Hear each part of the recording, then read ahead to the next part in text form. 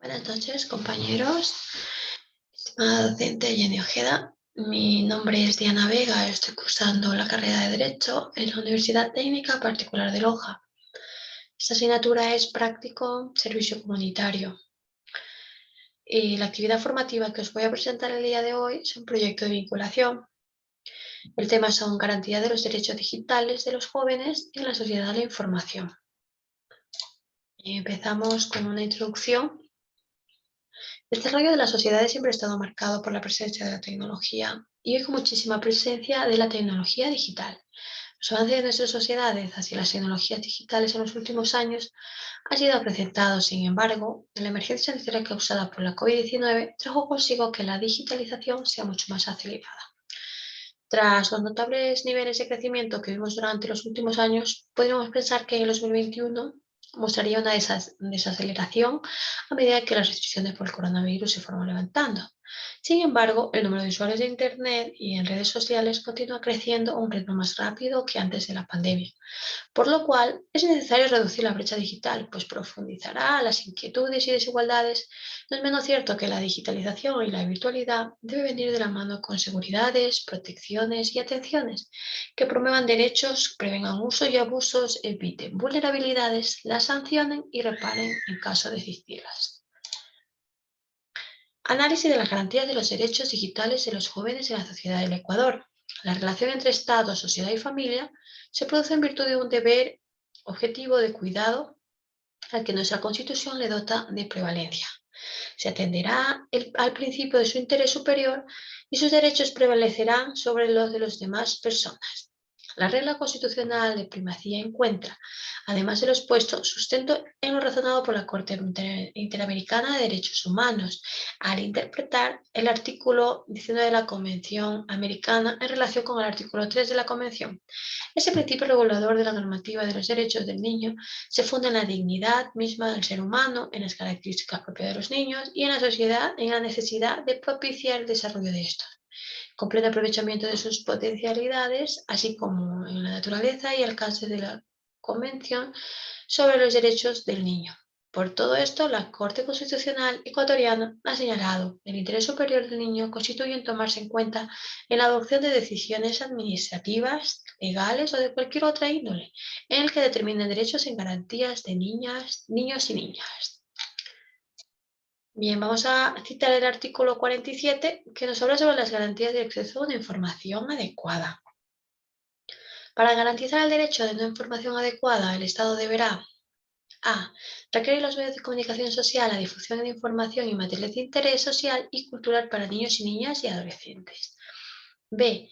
Exigirles que proporcionen de forma gratuita espacios destinados a programas del Ministerio encargado de los asuntos de inclusión económica y social. C. Promover los medios de comunicación y difusión y literatura infantil y juvenil. D. Requerir a los medios de comunicación la producción y difusión de programas acordes a las necesidades lingüísticas de los niños y niñas y adolescentes pertenecientes a los diversos grupos étnicos.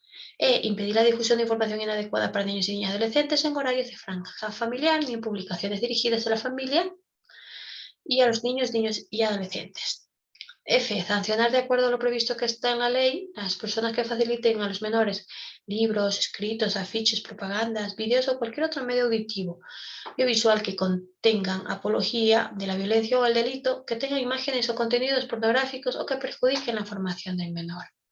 G. Exigir a los medios de comunicación audiovisual que anuncien con la debida anticipación y suficiente notoriedad la naturaleza de la información y programas que presentan en la clasificación de la edad para su audiencia.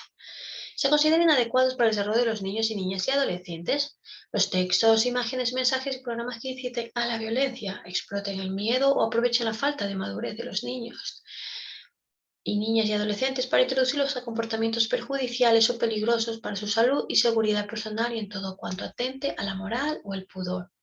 En cualquier caso, la aplicación de las medidas de decisiones relacionadas con esta garantía deberán observar fielmente las disposiciones del reglamento para el control de la discrecionalidad de los actos de la administración pública expedido por el presidente de la República.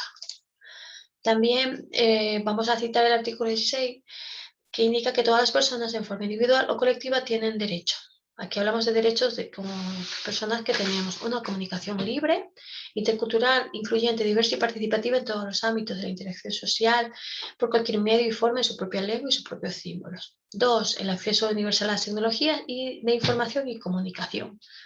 3. La creación de medios de comunicación social y el acceso en igualdad de condiciones al uso de las frecuencias del espectro radioeléctrico para la gestión de las estaciones de radio y televisión públicas, privadas y comunitarias o bandas libres para la explotación de redes inalámbricas.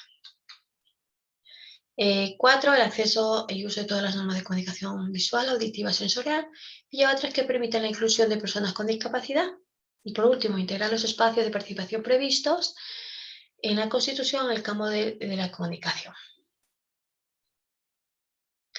Bien, ahora vamos con el artículo 18, donde nos indica que todas las personas, de forma individual o colectiva, tenemos derecho a, primero, buscar, recibir, intercambiar, producir y difundir información veraz, verificada, oportuna, contextualizada, plural, sin censura, previa acerca de los hechos, acontecimientos y procesos de interés general y con responsabilidad ulterior. 2. Acceder libremente a la información generada por entidades públicas o en las privadas que manejen fondos del Estado o realicen funciones públicas. Existirá reserva de información excepto en los casos expresamente establecidos en la ley. En caso de violación de los derechos humanos, ninguna entidad pública negará la información. Vamos a hablar sobre los delitos contra la seguridad de los activos de los sistemas de información y comunicación. Tal como se estipula en el artículo 29, la revelación ilegal de datos, la persona que, en provecho propio o de un tercero, revele información registrada, contenida en ficheros, archivos, base de datos o medios semejantes a través de o dirigidas a un sistema electrónico, informático, telemático o de telecomunicaciones materializado voluntaria o intencionalmente la violación del secreto, la intimidad y la privacidad de las personas será sancionada con pena privativa de libertad de 1 a 3 años. Si esta conducta se comete por una o un servidor público, empleadas o empleados bancarios internos o de instituciones de la economía popular y solidaria que realicen intermediación financiera o contratistas, será sancionada con pena privativa de libertad de 3 a 5 años. Vamos a citar el artículo 64 que nos habla sobre el acceso no consentido a un sistema informático, telemático o telecomunicaciones. La persona que sin autorización accede en todo o en parte a un sistema informático, sistema telemático o de telecomunicaciones o se mantenga dentro del mismo en contra de la voluntad de quien tenga el legítimo derecho para explotar ilegítimamente el acceso logrado, modificar un portal web, desviar o redireccionar de tráfico de datos o voz u ofrecer servicios que estos sistemas proveen a terceros sin pagarlos a los proveedores de servicios legítimos, será sancionada con la pena privativa de libertad de 3 a 5 años, tal como lo estipula en el COI. Bien, vamos a hablar sobre la protección de datos de niños y niñas y adolescentes. El derecho a la vida privada es un valor que toda sociedad democrática debe respetar.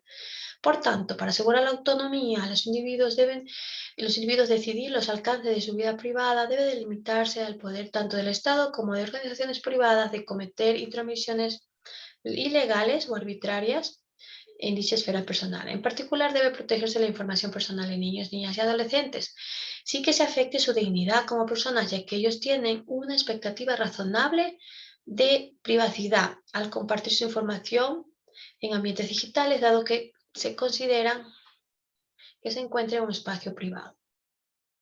En ese sentido, se recuerda la importancia de que niños, niñas y adolescentes sean consultados y sus opiniones sean tomadas en cuenta en las medidas que se implementen en esta materia. La sociedad civil espera de los agentes económicos la declaración de las adiciones a principios, aptitudes y procedimientos que garanticen los derechos de los niños, niñas y adolescentes de la sociedad a la información y el conocimiento. Bueno, vamos a hacer la primera conclusión referente a lo que el tema tratado. El acceso a Internet ha aumentado exponencialmente en los últimos años, llegando a alcanzar cifras exorbitantes, contando con millones de usuarios en el mundo. La red de Internet está creciendo a pasos agigantados y junto a ella la información de los usuarios, quienes comparten diariamente multitud de datos, siendo la privacidad uno de los temas más debatidos desde que surgiera el boom tecnológico, hiciera del ordenador una herramienta imprescindible en la vida cotidiana de las personas. No solo en Ecuador, sino a nivel mundial, Las personas están pasando más tiempo en Internet disfrutando de diferentes contenidos como videos, reproducción de música, juegos, compras en línea, noticias, etcétera. Volviendo esenciales los servicios de tecnología digitales, esta demanda es cada vez mayor y la globalización de las plataformas en línea. En esta segunda conclusión, vamos a hablar sobre el entorno digital en el ámbito de los menores, lo que produce lo que se conoce como vulnerabilidad digital. No son capaces de poder diferenciar comportamientos que pueden provocar unas consecuencias negativas en sus derechos que se pueden ser vulnerados. La falta de una regulación específica sobre el entorno digital y los menores hace que se nos plantee distintas cuestiones para evitar una desprotección. La evolución de la sociedad hacia la digitalización más absoluta provoca una indefensión de este colectivo. Los menores que carecen de herramientas e instrumentos para evitar ser cercenados en sus derechos, incluso en sus derechos fundamentales. La intimidad, protección de datos, igualdad, libertad de expresión, participación, no discriminación, entre ellos, brillan por su ausencia en el entorno digital. Se hace necesario y preciso dotar al menor de elementos para su defensa legítima y también articular mecanismos para evitar vulneraciones de derechos. En esta tercera conclusión, vamos a recalcar la educación en los entornos virtuales seguros.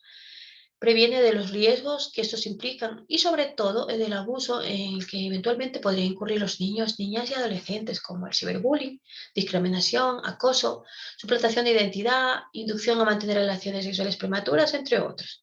Un ejercicio que puede ayudar a este desafío es educarnos desde el aprendizaje del otro, junto al niño o adolescente en práctica de denuncia tanto en redes como con la familia y maestros cuando estamos frente a alguno de estos casos.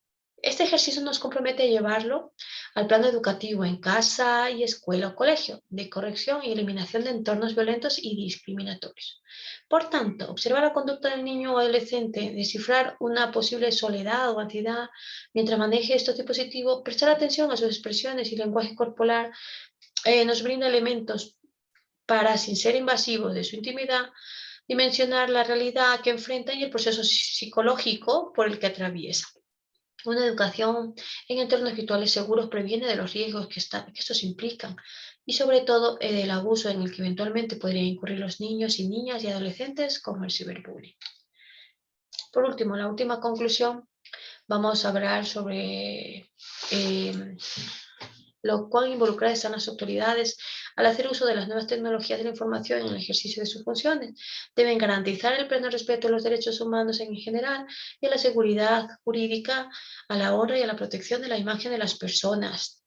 En particular, además de no vulnerar el principio de la legalidad.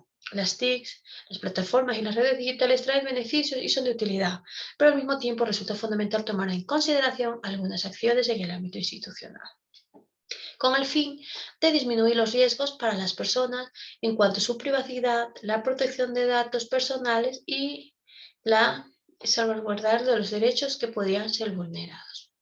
Bueno, os agradezco su atención y nos vemos en una próxima entrega. Gracias.